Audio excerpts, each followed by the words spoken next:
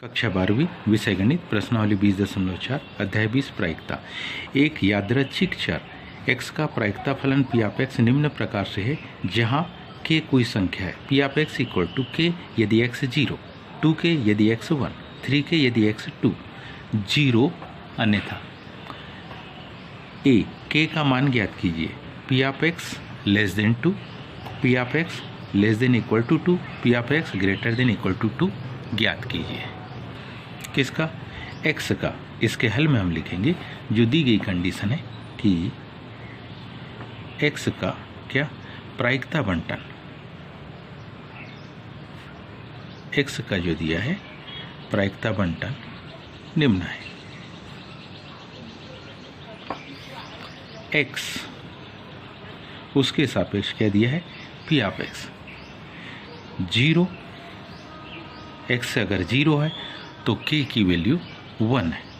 x अगर 0 है तो यहाँ आता है k, x यदि 1 है तो ये आता है 2k। ये हमें दिया है। x यदि 2 है तो ये है 3k।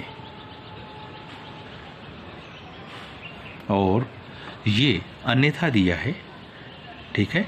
ये क्या दिया है? अन्यथा। तो यहाँ पर इसकी वैल्यू 0 आती है। ये हमारे पास इसका प्रायिकता बंटन दिया।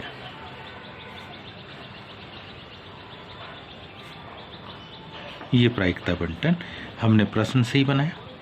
अब ध्यान से देखिए, क्योंकि a को ज्ञात करना है, k का मान ज्ञात करना है, तो k का मान ज्ञात करने के लिए हमारे पास में हम जानते हैं टोटल प्रायिकताओं का योग कितना होगा?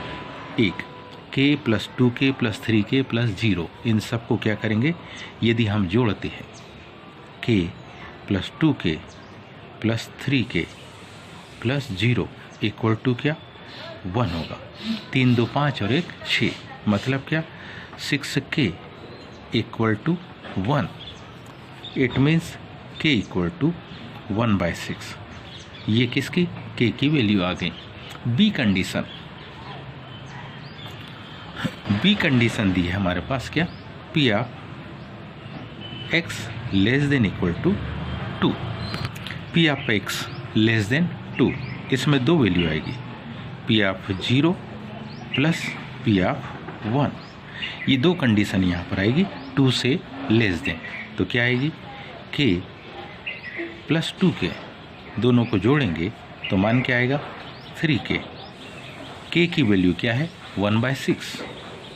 3 इंटू 1/6, 3 एकम 3, 3 दूनी 6। इसी में देखेंगे हमें पूछा है p of x less than equal to 2।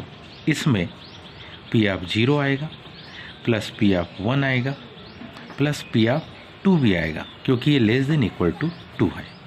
मतलब क्या?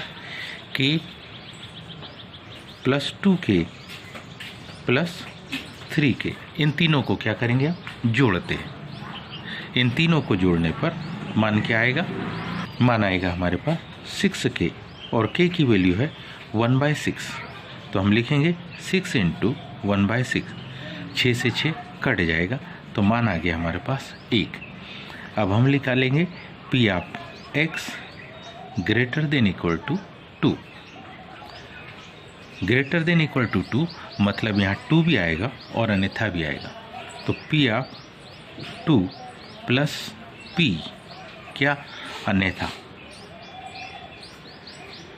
इन दोनों मानों को लिखेंगे तो p ऑफ 2 में 3k प्लस 0, इन दोनों का योग क्या आ गया? 3k। क्योंकि k की वैल्यू है 1/6, तो हम जैसे ही यहाँ पर 3 इंटू 1/6 रखते तो ये आ गया 1/2। उम्मीद है आप सबको ये समझ में आया होगा। आज के लिए इतना ही शेष का धन्यवाद।